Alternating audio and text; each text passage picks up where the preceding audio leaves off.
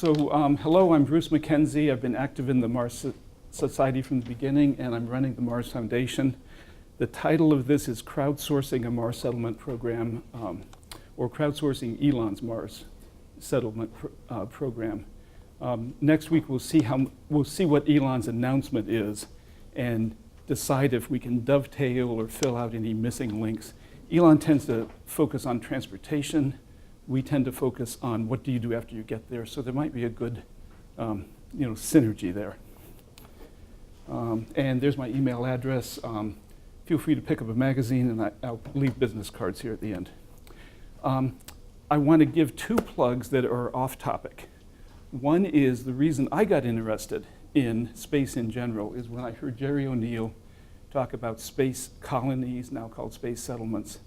And he and his freshman physics students figured out that if you went out and put factories by asteroids, you could manufacture space settlements, giant, settlements, cities in space. You could make millions of them from the asteroid that they knew of then, and the total usable land area inside all these settlements would be something like 3,000 times the Earth's land area. So someday we might have maybe 10 billion people living on Earth. We may have 30 trillion people living among the asteroids. So that's where our future is, and that's the driving thing behind me. I'm not that much of a Mars advocate, except Mars is a good stepping stone. So the reason Mars is a good stepping stone is you can grow food there. If you're ever in a Moon-Mars, advocate debate, you can say the Moon is fine for a lot of things. It's hard to grow food there. Someday we'll have a permanent settlement on the Moon, and they'll be eating food imported from Mars or from asteroids or from Martian moons. But go ahead and put go ahead and use the Moon for what it's good for. And there are a lot of things that it's good for. Mars also has dirt, atmosphere, almost a 24-hour day, carbon to make polymers. So I'm sorry that's off topic, but I want to say that to every audience every chance I get. And also, under the guise of the Mars Foundation, we have a 3D printer at this Mars habitat in Hawaii. If anybody wants to get involved in printing something or designing something to be printed at a Mars analog, let me know. Okay, now the topic of the debate, crowdsourcing a Mars settlement design. A few years ago, we got about a dozen people together and input from about 30 people, and we came up with a settlement design. If you've been around to the old conferences, you've seen this. And we need more and more detailed design so that it seems believable to the average person or the average congressional staffer that you could live on Mars. And we also need the detailed information to back it up, basically the appendices. And I'm thinking it's time to try doing crowdsourcing. Crowdsourcing is different from crowdfunding. Crowdsourcing is getting the ideas and putting them together. That's how some good software packages have been written, and I think it's time to try it for a Mars settlement design. This particular design started with this pastel image right here. I challenged the 12 people. Let's say we go to Mars and we take a tent that we can build things inside of, and we take some little laboratories, and we take a couple tractors. Fill out the details. So here are 12 people with a rough idea. Let's have a tent and some labs, and let's build a base.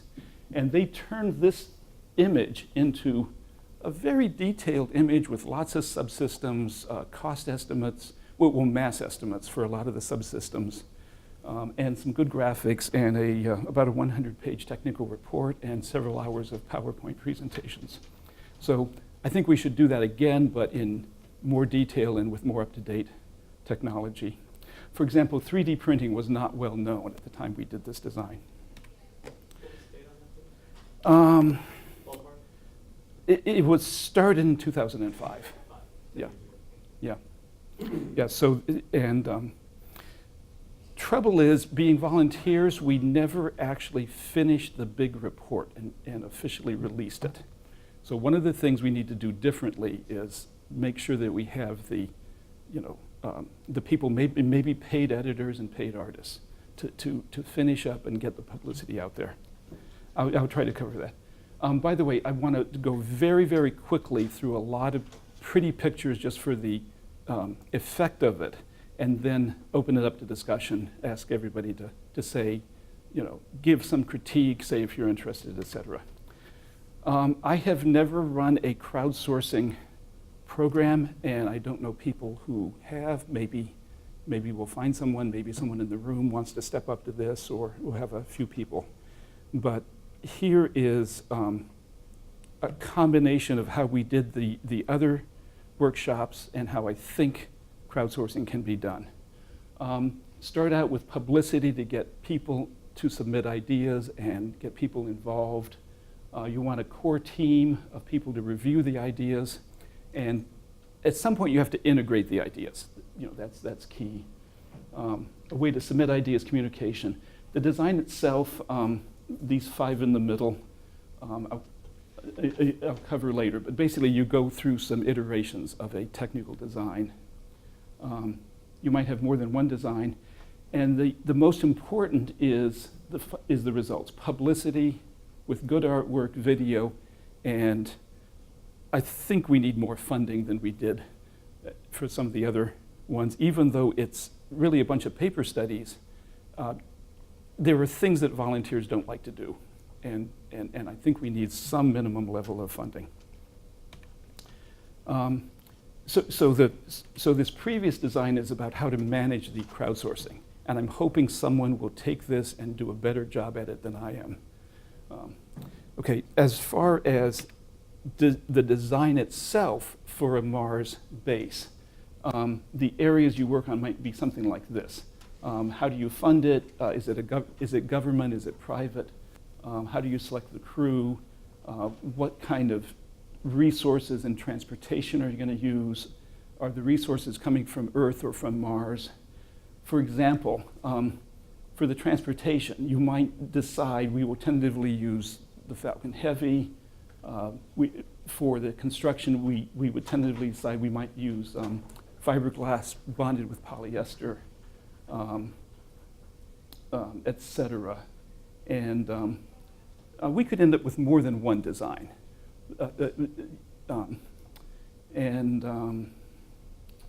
Anyway, I'll show this slide later. So, okay. What I'm going to go through is a bunch of slides taken from other workshop designs. You can be thinking about how you might want to contribute it, kind of get a flavor for what might be done. You'll want a deployment scenario that is, when do you launch what cargo and what crew. So you might say, we want a habitat and a crew. We're going to skip the Earth return vehicles, and we want to concentrate on manufacturing. So you want to figure that kind of stuff out. If people are interested, we can go into launch vehicles and entry, descent, and landing, or what we did for the other workshops was we just said, we'll let someone else figure that out. This was a different design, not the hillside settlement. This is what we call the minimum one way. And these would each be modules the size of one Falcon Heavy payload. And the numbers show which launch window they arrive in. So in the 5th launch window, you send a fuel and chemical plant. The 8th one, you send a prototype hab before the people arrive.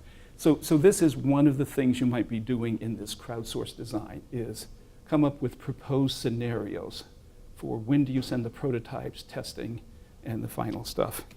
And when does the crew or the settlers land?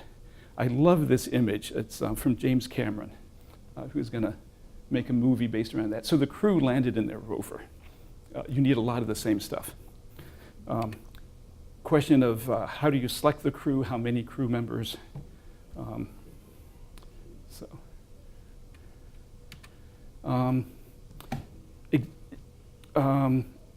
We're going to have lots of information on resources. How do we power it? How do we get water? How do we produce fuel? By the way, this image is from 1988. It was an in situ round-trip proposal before Bob Zuprin's Mars Direct. This was out of the Case for Mars #2 conference in Boulder, Colorado. I forget the date. Well, 1988 to 86. 86, 87, and 88. Okay, cross-fertilization, coming to conferences, hearing ideas is really a key to some of this. At the Mars Society conference in Dallas, I saw this thing. It was built by either high school or middle school kids. If anybody knows, tell me afterwards. I've lost the reference. It makes methane. So you don't need to be a rocket scientist to make rocket fuel on Mars. You need to be a high school kid. Can't go into details other than to say that methane, in addition to being a fuel, it can be a precursor for plastics that you run through that 3D printer. This is from the Hillside Settlement Report. We were going to use polyester to bind the fiberglass, and Frank Krosman, a chemist, worked through what he thought was the optimal sequence to make it. This is the kind of thing that we need specialists to fill out that information. And then maybe somebody else integrates it together. This was from actually a capstone project at WPI that I was supervising, a possible fab lab you send to Mars with the 3D printers, water jet cutters, CNC machines, plastics molding. By the way, let's pass this around. Here's some of the, I have an exhibit table for kids, and those are some of the things you might make on Mars. There's a cookie cutter shaped like the high seas Mars habitat. There's the impeller in a greenhouse. This is the kind of stuff you can make out of thin air after you arrive there, because you can take the thin air and make methane and then other hydrocarbons. Okay, so I envision that we would have a bunch of technical and non-technical areas.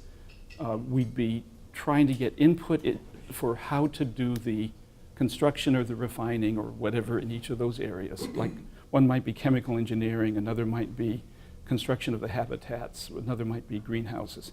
Within each of those areas, we need contributions on a description of a process you might use, how much mass is brought from Earth in form of equipment. Important to know what this area needs and what it would produce. So like for polymers, we might say we need so much carbon dioxide pumped in, we need so much electricity, and we can produce this amount of polyethylene or polyester or whatever. So basically the input and the output of the system. So picture a bunch of experts all doing their expertise stuff, and the amount of space it takes, safety issues. And then later that has to be integrated and adjusted. I'm going to give examples from the from the Plains settlement design of the fiberglass and polyester. So you want to make habitat something like this, 5 meters in diameter, 20 meters long. This might be the initial thing, courtesy of Brian Versteg. It might grow into this for a few dozen people living and working there. You might do the fiberglass winding in the assembly in a tent brought from Earth. I'm just going through this for the flavor of how we might do this. So think about, can we find people to be expertise in different areas? If you were in charge of making the fiberglass, it'd be nice to get pictures and a description of how it's done on Earth. All of this is available on the web. We just have to go find it and put it in one place. How to wind the fiberglass. This is, this one is how to make how to mold polyethylene parts, such as milk bottles. So this is the kind of documentation we need to make it more believable. In addition to pretty pictures, we need numbers that will stand up to people that study them. And this is from the Hillside settlement. This is for the manufacturing process. We went through and we broke it up into a bunch of different processes. I know you can't read this, but it says grinder, kiln, glass furnace, plastics refining, bamboo manufacturing, things like that. Sodium hydroxide production. And then over here, we estimated the amount of power each one needed. So 140 kilowatts down to 1 kilowatt. And then you have to integrate this and kind of adjust it, try to optimize it. In addition to electrical energy, we had the thermal energy. A lot of these processes required a fair bit of heat. We didn't want to just burn methane, so this particular one used, design had the heat from nuclear reactors available. So we were assuming that we would use a nuclear reactor secondary coolant for a lot of the thermal processing. And we added it up and came up to 2,000 kilowatts of heat power. If it's to be crowdsourced, you'll get a lot of ideas and someone's going to have to pick through them. So you'll be getting other construction techniques and have to choose between them. So here's the brick masonry designs. I actually came up with this and Stan Robinson wrote it into Red Mars.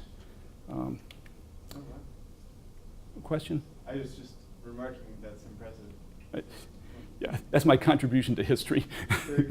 So, yeah, Mars One borrowed it and made masonry domes and didn't say anything about it. Do you want to live in the landing craft? We might end up with multiple designs for bases. We might have different teams would all work on the same database of information. Well, I can't resist adding that the components we send have to be narrowed down, but if we're proposing ways to manufacture further habitats, it seems like we don't need to limit ourselves to one or more, to one right. design of Yeah. what we make once we're there. Yeah, we might do it in sequence. We might say we're going to first live in our landing craft, then we're going to live in inflatables brought from Earth, then we're going to manufacture something, and then something better. Yeah, like a trial and error process yeah. seems pretty allowable. Let me keep going pretty fast. By the way, this is again from 1988, so people have thought about this for a long time, but haven't really put together too many good coherent designs. It's off screen. Anyway, this is a Fresno lens solar furnace with a manually operated 3D printer out in the Sahara Desert. The guy had to squeegee the sand across every single time by hand. Don't forget food growth, plant growth. Do you want artificial light, natural light, hydroponic, aeroponic, soil, etc. This is again from 1988. How much, do you bring the lightweight stuff from Earth? Do you manufacture what can you manufacture on Mars? It'll look a lot like a homestead because there'll be homemade stuff there. Okay. That was all my slides, a couple review slides, and then let's open it up to discussion. So my view of managing a crowdsourced project is this. You need a core team, and you need to end up with good publicity. And you would divide things up into areas, get a lot of data in, and have to integrate them. Everybody in the room can contribute. Let's go from something like this to something like that, only better, newer, and more detailed. And there's my contact information. So I'd like to hear comments, suggestions. I'm hoping at least 2 people stay after and volunteer. And let's figure out how to harness the power of the world's citizens and the internet to design a Mars settlement.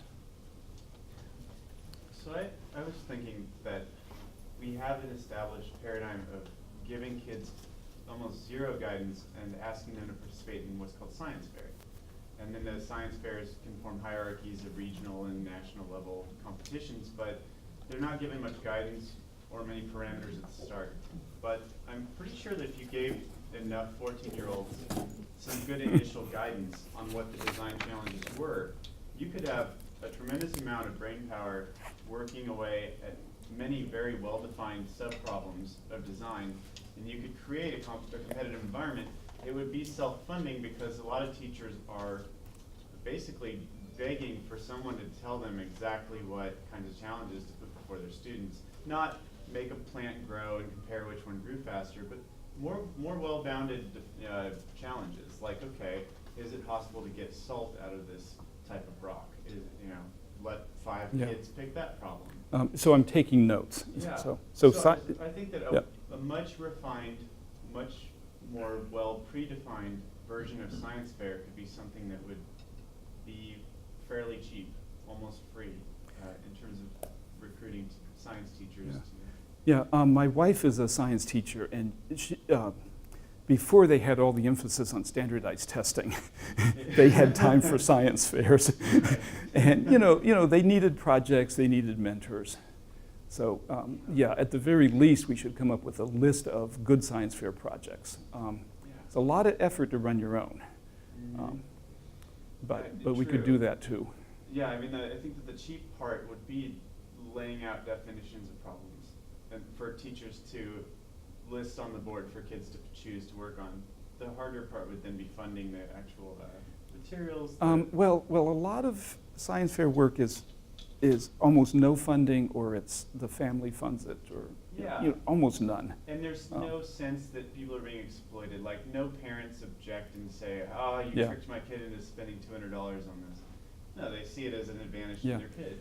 One thing that I have thought of is it's pretty clear that low-pressure greenhouses would be cheaper to build on Mars. Yeah. And we need data on what crops, food crops and other crops, do well at lower pressure. I've been told that tomatoes are 50% more productive if you double the CO2, but I don't have a reference for that. I don't know which variety of tomatoes. So maybe just get a bunch of kids growing tomatoes at different CO2 levels or different pressures, or whatever. Amen to that. I think that's. Yeah.